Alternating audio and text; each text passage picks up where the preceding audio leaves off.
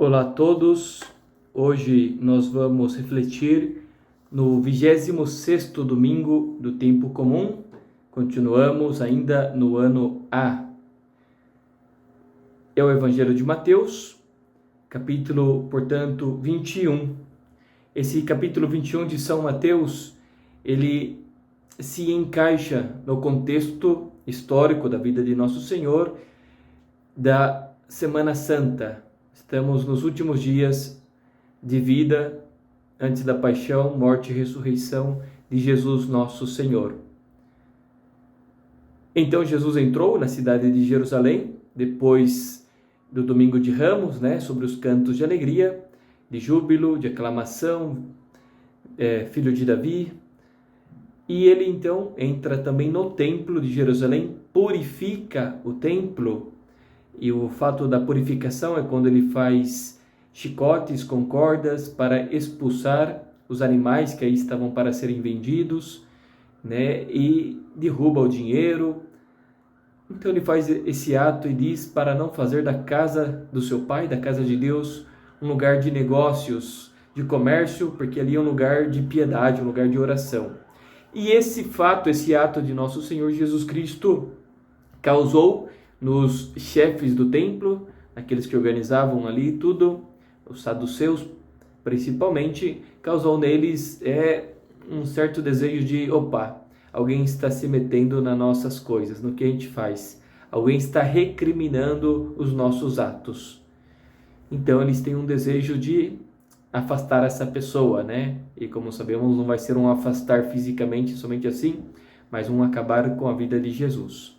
Bom, então nesse contexto, eles vêm até Jesus para conversar, discutir com Jesus, e eles propuseram no início desse capítulo 21 uma questão para Jesus, Qual é a autoridade com a qual você faz esses atos que agora está realizando? E Jesus lança para eles uma questão. Eu responderei para vocês, se vocês me responderem antes, se a autoridade de João Batista é dele ou vem de Deus. E Jesus fez essa pegadinha de propósito, porque sabia que os fariseus não tinham resposta. Se eles respondessem que vinha de Deus, Jesus ia dizer, então, porque vocês nunca seguiram a João Batista, não acolheram a sua mensagem. E se eles dissessem que João Batista era um fraude, pois todo o povo ia cair em cima deles, porque todo o povo acreditava na palavra de João Batista. Então esse é o contexto de Jesus dizer as palavras que agora nós vamos ler, Entendam bem, foi necessário contar esse contexto, esses personagens, o fato de João Batista, porque daqui vem o que vamos ler no texto. Então vamos ler com muita calma, levando em consideração essa palavra que eu trouxe para vocês. Muito bem, e depois vamos ter as nossas 3 perguntinhas aí para reflexão. Uma boa leitura e vamos pensar nas respostas depois que lermos as perguntas também.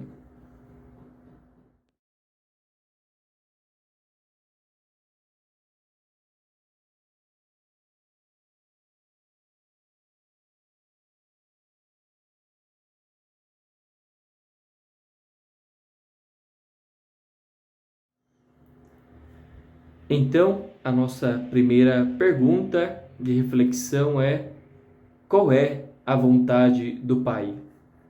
No nosso texto, Jesus conta essa pequena história, desses 2 filhos que tinham um pai, E o pai, Jesus pergunta, então aos fariseus, depois de mostrar o exemplo dos 2 filhos, pergunta qual dos 2 fez a vontade do Pai?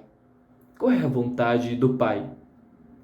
Na história fica claro que a vontade do Pai, em primeira instância, era ali o trabalho na vinha. Ele propôs que os filhos trabalhassem na vinha. Essa era a vontade, que os filhos trabalhassem ali, Mas temos que dar um salto mais profundo, Qual é a vontade real do Pai? A obediência dos filhos. Que os filhos se somem, ao querer do Pai. No caso concreto ali da parábola, da história, era o trabalho, era aquilo que pertencia ao Pai, a vinha do Pai. Que os filhos estivessem com o Pai nessa questão. Bom, isso que é uma imagem que Jesus propõe, ele convida com essa pergunta e com essa história aos seus interlocutores, aos sacerdotes ali, aos saduceus do templo, a que eles fizessem uma questão própria deles, que eles se perguntassem qual é a vontade real do Pai que está no céu, qual é a vontade do Pai em relação com essa história, o que tem a ver a vinha com o Pai Celeste, o que tem a ver essa pergunta que o dono da vinha dirige aos filhos com a pergunta que Deus Pai dirige a mim. Essa é a questão profunda que temos que entrar, que os saduceus tinham que fazer. Sabemos qual é a vontade de Deus para mim? Eu me pergunto, diariamente, Pai, quando eu rezo o Pai Nosso, Pai, que seja feita a sua vontade, assim na terra como também no céu. Eu me pergunto, quando eu rezo o Pai Nosso, qual é essa sua vontade, Pai, que eu quero fazer? Eu já conheço essa vontade, portanto, realmente eu me lanço e eu digo, eu vou fazer a sua vontade, Pai. São perguntas profundas, mas essenciais para a nossa vida. O que Deus quer dos homens, da humanidade? Conheço esse projeto de Deus sobre a humanidade? Tenho que conhecer. E depois que conheço o plano divino sobre toda a humanidade, eu tenho que perguntar para a minha vida, eu conheço qual é o plano de Deus preciso para mim? São questões até vocacionais, né? O que Deus espera de mim? Qual é o chamado que Deus faz para mim? Não só nesse grande chamado, né? No meu caso, de padre, ser sacerdote legionário de Cristo, ser sacerdote legionário de Cristo, trabalhando agora onde estou trabalhando. Bom, qual é a vontade de Deus para mim no meu dia? Quando eu acordo, eu me pergunto, o que Deus espera de mim hoje, no meu agora? Olha como é profundo essa questão que Jesus propõe nessa história para todos nós. Tomara que cada um possa pensar agora nessa questão aberta, né? Qual é a vontade de Deus, a grande vontade de Deus? Qual é a vontade de Deus para mim? Qual é a vontade de Deus para mim agora? Tá? Vejam nessas 3 dimensões o plano de Deus, o querer de Deus sobre vocês. E de aí tem que nascer depois a resposta. Uma primeira dinâmica é conhecer o que Deus, o Pai, me propõe. Depois tem que olhar para mim e ver qual é a minha resposta a esse querer de Deus. Bom, vamos pensando aí. Enquanto isso, vamos já abrindo a segunda caixa de perguntas. Então, temos agora que refletir sobre quem é o primeiro filho.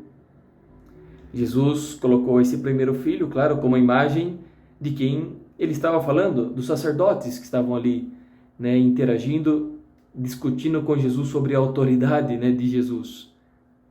Era então os fariseus, eles são o primeiro filho, esses que inicialmente dizem sim, vamos fazer sua vontade, que estão ali rezando, faça sua vontade, mas que afinal de contas não acolheram a vontade, não viveram, não mudaram de vida.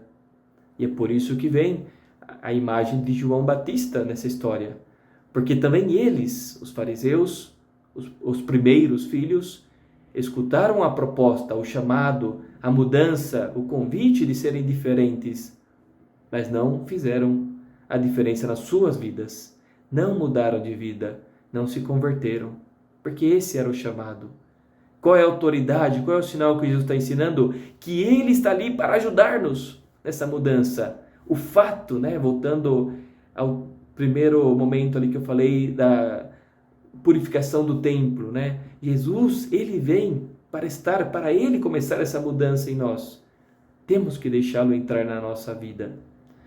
E antes de Jesus, a pessoa concreta enviada foi João Batista. Quantas vezes também na nossa vida, antes de reconhecermos que o próprio Deus está nos convidando, Ele nos enviou antes, algumas pessoas, nossos pais, alguns amigos, talvez pessoas que estão próximas de Deus, que vieram e começaram a anunciar para nós, que era necessário uma mudança, mudar isso, mudar aquilo, deixar alguns pecados, alguns vícios pecaminosos, buscar algumas virtudes, buscar crescer em santidade.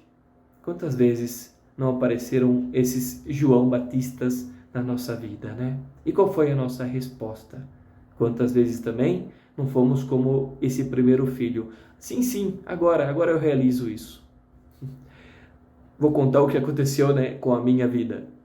Quando eu tinha 15 anos, Deus, né, eu senti o chamado de Deus com 15 anos para ser padre, né?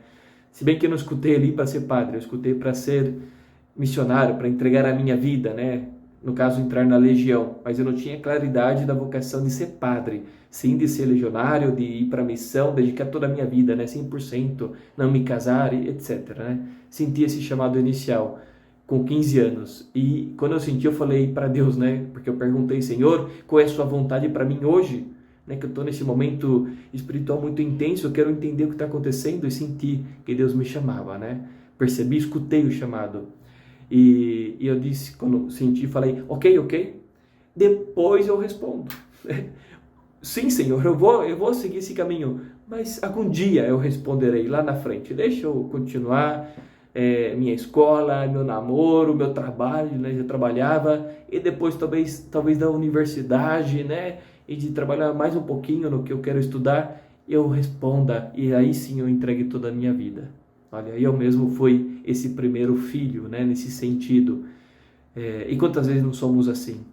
Deus nos está convidando, nos está chamando, e já não coloco um exemplo como o meu vocacional, mas me está chamando a ser generoso, a me doar, né, nos meus afazeres diários, como filho em relação aos meus pais, talvez, né, como empregado em relação ao meu trabalho, pois cada um tem que ver sua realidade. Quantas vezes nos falta generosidade e queremos ser generosos, mas falamos depois, né, como se diz no México, ahorita, né, ahorita eu faço. O ahorita mexicano sim, algum dia eu responderei a isso, né, mas não agora. Quantas vezes não somos esse primeiro filho? E o convite de Cristo é que hoje, agora, nesse momento, eu me entregue totalmente à vontade de Deus. Não porque Deus é um ser, né, assim, e Ele é, né, todo-poderoso, que sabe meu bem, mas porque essa vontade de Deus é o meu melhor benefício. Por isso temos que responder a Deus. Deus está propondo para mim o melhor caminho. E às vezes eu, no meu egoísmo, no meu comodismo prazeroso, digo, depois, não me mexa agora, tô muito bem assim, né? Não me coloque em complicações. Mal sabemos nós, né, que essas complicações de Deus, na verdade, é o que vai nos realizar, vai nos satisfazer como pessoas. Bom, então meditamos agora nesse primeiro filho, que podemos apontar o dedo para algumas pessoas, para os sacerdotes ali do templo daquele momento, né, para Judas talvez, mas temos também que apontar o dedo para nós. Quantas vezes nós não somos esse primeiro filho? Então fica óbvio que a última pergunta é quem é o terceiro ou quem é o segundo filho, né? Que na história, né, Jesus coloca o segundo filho como os grandes pecadores daquele momento, daquela época. Né? Os publicanos eram os cobradores de impostos, né? Por exemplo, Mateus, o evangelista que nós estamos lendo, ele era de profissão um cobrador de impostos, um pecador público, uma pessoa odiada por todo o povo judeu, pelo seu próprio povo. Então eles eram pessoas realmente desprezíveis, né? Pecadoras também, não só porque cobravam impostos, com tudo que acarretava na vida pessoal depois viver nessa dinâmica do cobrador de impostos, né? Se embolsar um pouco umas moedas que não lhe pertenciam e depois levar uma vida totalmente sem Deus. Eles levavam realmente, né? Em pecado, em vícios pecaminosos. E o outro grupo que ele encaixou aqui, Jesus Nosso Senhor, como o segundo filho, as prostitutas. Também elas, né? Por quê? Falou Jesus. Porque tanto esse grupo como o grupo delas, eles escutaram o convite da conversão, em primeiro lugar, através de João Batista, depois também do próprio Jesus, e acolheram e se deixaram modelar, isso é, deixaram aquela vida de cobrador de impostos, de prostituta, foram uma vez isso, e depois mudaram de vida, né? Tanto assim, que ali no próprio grupo de Jesus, existiam ex-mulheres prostitutas que seguiram Jesus, houveram publicanos, cobradores de impostos que seguiram Jesus, temos o caso de Mateus, temos o caso também de Zaqueu, né, que não se tornou um apóstolo, mas sim depois uma pessoa que mudou completamente de vida e falou para Jesus: Jesus, agora que a sua graça, essa graça de Deus entrou na minha vida, eu sou diferente. E eu não só vou dar o que eu roubei, eu vou dar 4 vezes mais do que uma vez eu peguei que não era meu.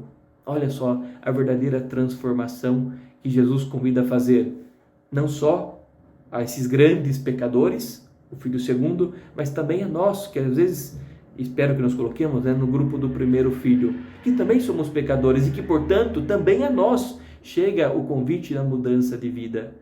Todos temos que mudar, irmãos. Aqui ninguém é perfeito e todos somos chamados a sermos o filho, não digo o primeiro ou o segundo, mas aquele filho que acolhe o chamado do Pai, que obedece, que entra então nesse caminho de comunhão plena com o Pai, com a vontade do Pai. Esse é o tema, estar em comunhão, não só de palavras, eu vou, mas realmente de vida, de mudança, de entrega, de seguimento em comunhão com Cristo, e isso se realiza na igreja.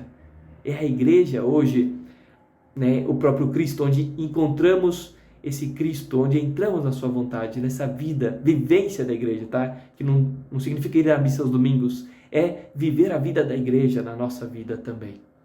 Muito bem, que essas reflexões nos ajudem, né, a essa autorreflexão, né? Não só essa reflexão que vamos escutando, vamos colocando para fora, mas também depois a levarmos para dentro e nos modelar a partir de dentro, e depois que a gente muda dentro, levar a nossa vida, a nossa vivência externa também, tudo isso. Louvado seja nosso Senhor Jesus Cristo, para sempre seja louvado, e eu vos deixo a bênção de Deus Todo-Poderoso, que é Pai, e Filho e Espírito Santo. Amém. Um abraço a todos, Deus os abençoe.